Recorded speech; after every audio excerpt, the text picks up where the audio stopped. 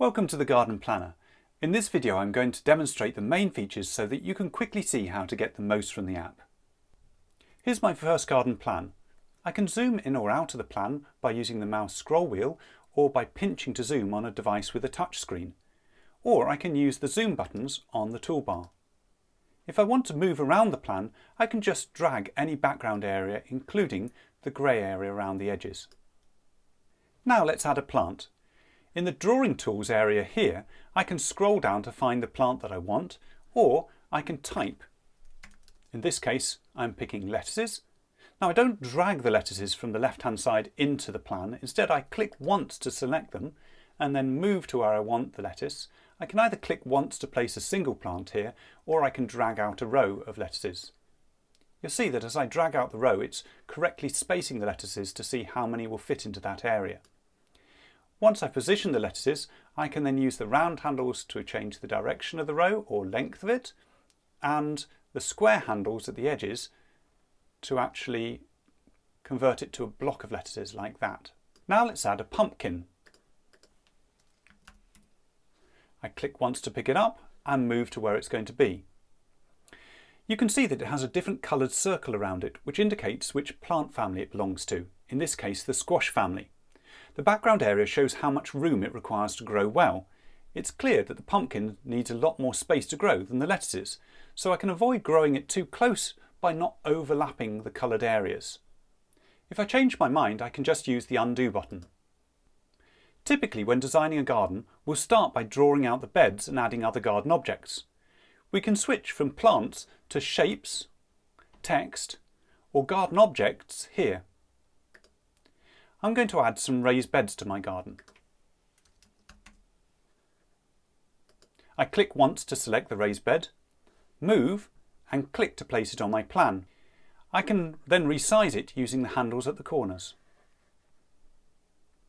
I'd like to have more than one of the same size, so to save time rather than dragging out a new raised bed, I can just copy and paste this one and drag it to a new area, leaving enough room for a path between the two, and can then repeat that.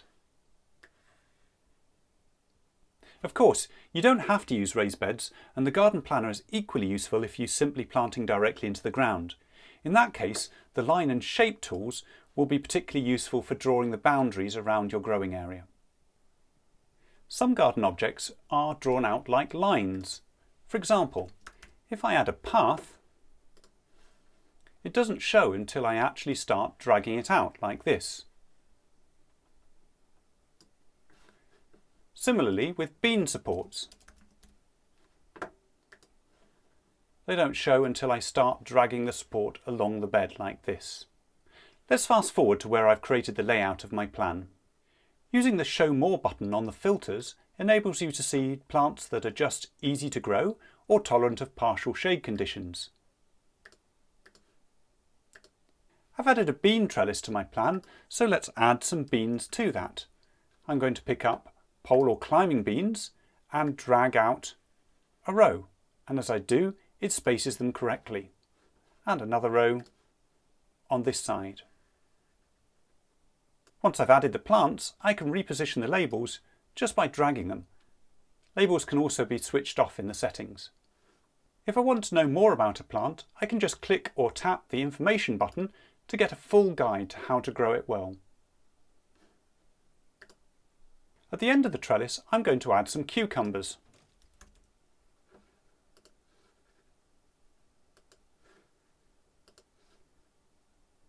What would grow well with them, I wonder? The cucumbers are selected as shown by the handles around them, so I can just use the Show Companions button and immediately see a list of plants that help cucumbers or are helped by them. This right-facing arrow shows that the nasturtiums help the cucumbers. In this case, by drawing pests like aphids away from the cucumbers and attracting beneficial insects that eat the aphids. So we'll add those. This is part of our unique evidence-based companion planting system, which is backed up by the latest research, so it only shows plants which have been proven to benefit each other. Now I'll add tomatoes. The yellow area shows how much space they require and the crop family that they're in. For companions, I'm going to choose basil, which repels whitefly and thrips, and beautiful calendula flowers to attract pollinators. I can very easily move plants around by dragging them or by selecting the plants layer and using the selection tool to drag a group of plants around. Let's fast forward to where I've added all my plants. I'm growing two varieties of peppers here. One is a more hardy variety, but this one I'm going to double click it and set the variety name here. And it's going to need some protection. To do that, I go to the garden objects and I can select to show just season extenders.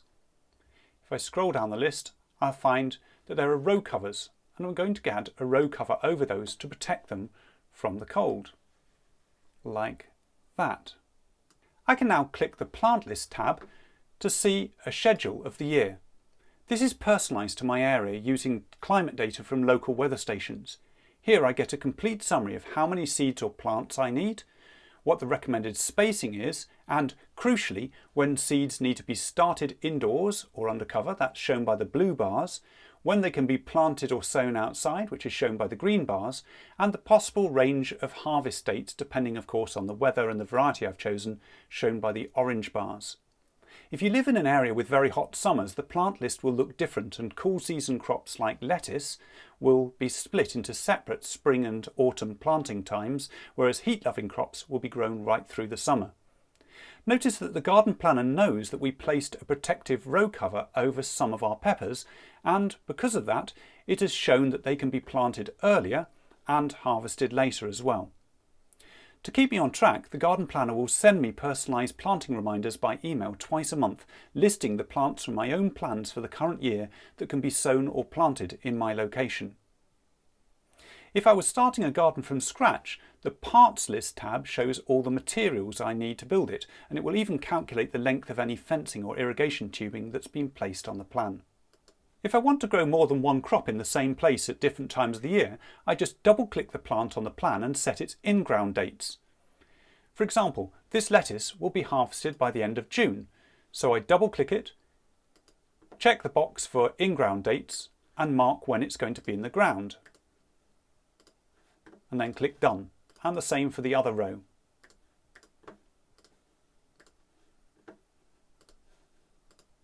I can then view the plan in a later month, such as July, and we can see that a gap has appeared. I'm going to plant some leeks in that space. So I pick up the leeks, drag out a row, and double-click the leeks to set the in-ground dates. They're going to be in the ground from July through into the next year until February, and I click Done. I'll also copy and paste another row of those underneath the calendula. When it comes to next year's garden, I just use the New Plan button to create a follow-on plan by switching this here. That will automatically default to the next year, so let's click Create Plan. This copies over the layout of the garden, but not any plants except for the perennials and any plants we've marked as being in the ground over winter, such as those leeks we just added. When I pick up a plant, in this case potatoes, you'll notice that red areas appear, which shows where plants from that crop family were grown the year before, in this case tomatoes and peppers. So I want to avoid those areas and place the potatoes in a different area. In fact, the garden planner remembers where the crops were for the past 5 years' plans, and the red warning areas are lighter the further back you go. This makes it simple to rotate crops to prevent pests building up in the soil and avoid nutrient deficiencies without having to remember where you grew what and when. During the year, I can use the garden journal, which is accessed over here, to record planting, watering, tending and harvesting crops, and I can even add notes and photos right from my smartphone while out in the garden, which will be summarised in the garden planner when I come to plan next year so I can learn from my successes and mistakes. We have a team of expert gardeners who are happy to help with any questions you have about using the garden planner. We're passionate about growing our own food and we want to help other people to do the same. So if you have any questions, just head down to the help and support section at the bottom left hand side and we'll get back to you within 24 hours. Thanks for watching and we wish you every success with your garden this year.